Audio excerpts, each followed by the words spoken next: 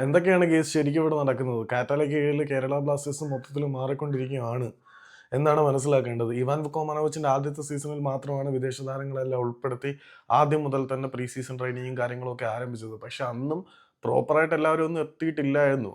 നമ്മുടെ ജോർജ് പേരഡൈസ് അവസാനമാണ് വന്നത്, ചെഞ്ചോ ഗൽഷൻ അവസാനമാണ് വന്നത്, ഈവൻ അൽവരോ വാസ്കസ്, അങ്ങനെ കുറേ പ്ലേയേഴ്സ് അവസാനമാണ് വന്നത് എന്നുള്ളത് അവിടെ നിൽക്കട്ടെ. അപ്പം ഇന്ന് കേരള ബ്ലാസ്റ്റേഴ്സ് ഗോവയിലെ പഞ്ചായത്ത് ഗ്രൗണ്ടിൽ വെച്ചിട്ട് കേരള ബ്ലാസ്റ്റേഴ്സിന്റെ പ്രീ സീസൺ ട്രെയിനിങ്ങും കാര്യങ്ങളൊക്കെ ആരംഭിക്കുകയാണ്. അതിനകത്ത് ഏറ്റവും സർപ്രൈസിങ്ങും സന്തോഷം പകരുന്നതായിട്ടുള്ള കാര്യം എന്താണെന്ന് വെച്ചാൽ കേരള ബ്ലാസ്റ്റേഴ്സിന്റെ മുഴുവൻ താരങ്ങളും ഈ ഒരു പ്രീ സീസൺ ട്രെയിനിങ്ങിൽ പങ്കെടുക്കുന്നു. 4 വിദേശ താരങ്ങളും അവൈലബിൾ ആയിട്ടുള്ള സ്ക്വാഡ് മുഴുവനും പങ്കെടുക്കുന്നുണ്ട്. ഇന്നലെ തന്നെ കുറേയധികം താരങ്ങൾ എത്തിയിട്ടുണ്ടായിരുന്നു. അഡ്രിയാൻ ലൂണ, ജസ്റ്റിൻ ലെഗറ്റ്, പിന്നെ നമ്മുടെ പുതിയ പ്ലെയർ ആണല്ലോ അവൻ, എൻ്റെ പേരെന്തായിരുന്നു, കോൾഡോ ഒബിയേറ്റ, നോവാസ് ദോയി തുടങ്ങിയ താരങ്ങളെല്ലാവരും തന്നെ കേരള ബ്ലാസ്റ്റേഴ്സിന്റെ ട്രെയിനിങ് ക്യാമ്പിനോടൊപ്പം ജോയിൻ ചെയ്യാൻ പോവുകയാണ്. കുറെ കാലത്തിന് ശേഷം ആദ്യമായിട്ടായിരിക്കും കേരള ബ്ലാസ്റ്റേഴ്സിന്റെ പ്രീ സീസണിന്റെ ആദ്യ ദിവസം തന്നെ അവൈലബിൾ ആയിട്ടുള്ള മുഴുവൻ പ്ലേയേഴ്സും വരുന്നത്. ഇനി 2 താരങ്ങളെ സൈൻ ചെയ്യാൻ കൂടിയുണ്ട്, വിദേശ താരങ്ങളെ. അതിന്റെ കാര്യമൊക്കെ വഴി അറിയാം.